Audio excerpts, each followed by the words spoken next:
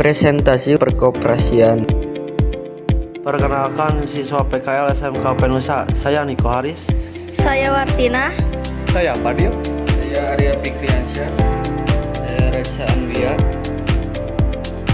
Pengertian koperasi. Koperasi adalah suatu organisasi ekonomi yang dimiliki dan dijalankan oleh orang-orang yang memiliki kepentingan bersama dengan tujuan untuk meningkatkan kesejahteraan anggotanya.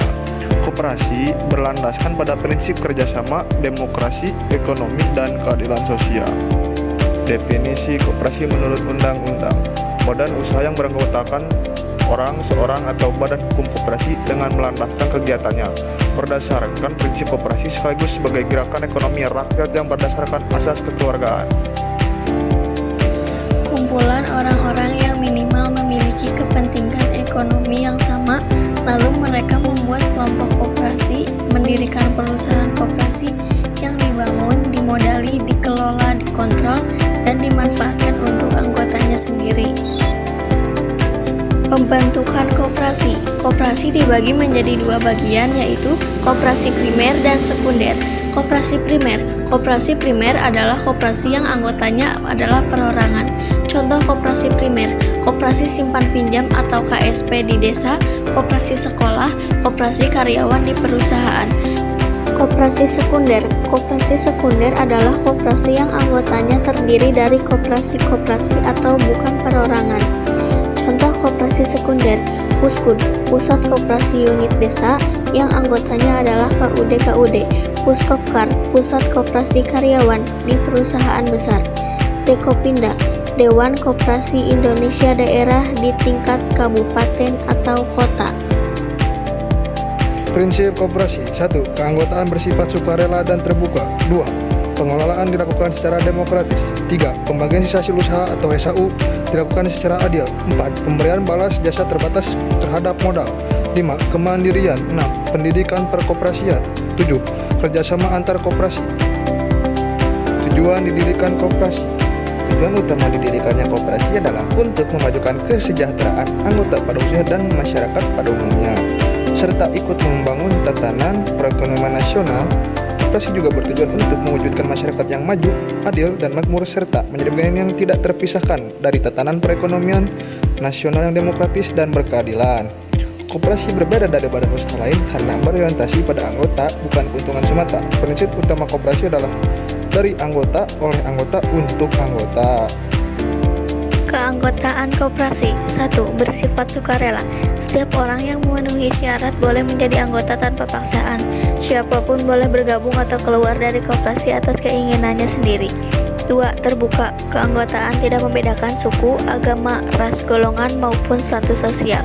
Yang penting, calon anggota bersedia menaati anggaran dasar rumah tangga koperasi. 3. Syarat menjadi anggota. Umumnya, syarat menjadi anggota ditentukan oleh anggaran dasar koperasi, tetapi secara umum mencakup warga negara Indonesia untuk koperasi primer, bersedia aktif berpartisipasi dalam kegiatan koperasi, menyetujui dan menjalankan ketentuan koperasi, membayar simpanan pokok dan simpanan wajib. 4. Hak anggota. Menghadiri dan memberikan suara dalam rapat anggota, memilih dan dipilih menjadi pengurus atau pengawas, mendapatkan pelayanan koperasi, mendapatkan SKU sesuai partisipasi. 5. Kewajiban anggota. Menaati anggaran dasar dan keputusan rapat, berpartisipasi aktif dalam kegiatan koperasi, membayar simpanan sesuai ketentuan. Kegiatan usaha. Kegiatan usaha koperasi disesuaikan dengan jenis koperasinya, tapi secara umum tujuannya adalah untuk meningkatkan kesejahteraan anggota. Berikut ini beberapa contoh kegiatan usaha koperasi berdasarkan jenisnya. 1. Koperasi simpan pinjam. Memberikan pinjaman kepada anggota dengan jasa, menyediakan layanan tabungan dan simpanan berjangka bagi anggota, mengelola dana dari dan untuk anggota secara efisien. 2. Koperasi konsumen. Menyediakan barang kebutuhan pokok atau sembako, alat tulis, pakaian, dan sebagainya dengan harga terjangkau. Menjual produk-produk lain yang dibutuhkan anggota. Membuka toko atau warung koperasi. 3. Koperasi produsen. Membantu anggota menjual hasil produksi atau misalnya hasil pertanian, kerajinan, atau makanan. Menyediakan bahan baku atau alat produksi dengan harga murah, memberikan pelatihan dan bantuan teknis untuk meningkatkan kualitas produk. 4. Koperasi jasa menyediakan jasa seperti transportasi, fotokopi, laundry, atau teknologi informasi. Bisa juga menyediakan jasa konsultasi, pelatihan kerja, atau layanan lainnya. 5. Koperasi pemasaran membantu memasarkan produk anggota ke pasar yang lebih luas, mencari pasar atau mitra bisnis untuk hasil produksi anggota, mengelola distribusi barang agar lebih efisien dan menguntungkan. Pengawasan koperasi adalah untuk memastikan bahwa kegiatan koperasi berjalan sesuai dengan prinsip koperasi, peraturan undang-undang, dan keputusan rapat anggota.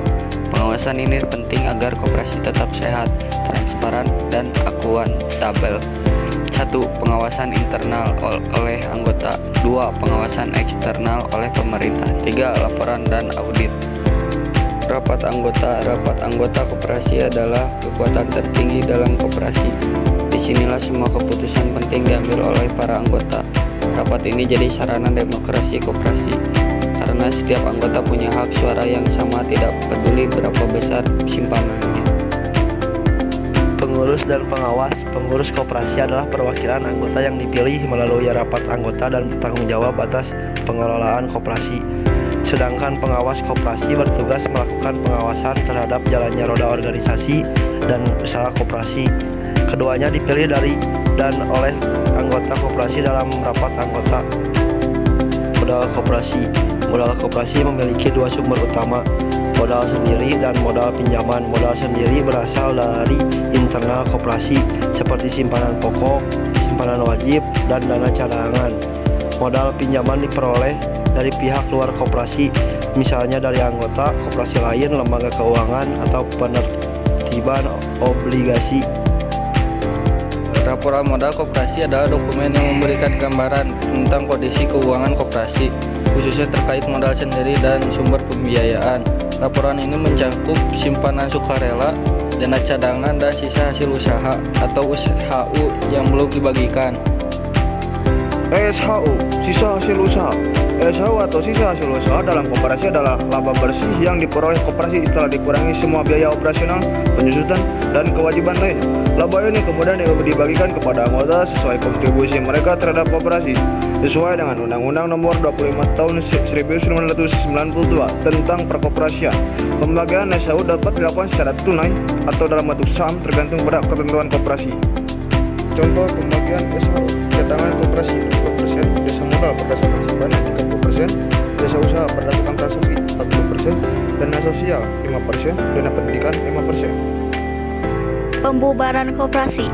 Pembubaran koperasi adalah proses pencabutan status badan hukum koperasi yang dapat terjadi karena beberapa alasan dan melalui beberapa prosedur, baik yang ditetapkan oleh rapat anggota maupun keputusan pemerintah. Alasan pembubaran koperasi. Keputusan rapat anggota. Koperasi dapat dibubarkan berdasarkan keputusan rapat anggota yang merupakan wewenang tertinggi dalam koperasi. Keputusan pemerintah. Koperasi dapat dibubarkan oleh Menteri Koperasi dan UKM atau pejabat yang ditunjuk jika memenuhi beberapa kondisi seperti tidak memenuhi ketentuan hukum, tidak melaksanakan kegiatan usaha secara nyata, atau tidak melakukan rapat anggota secara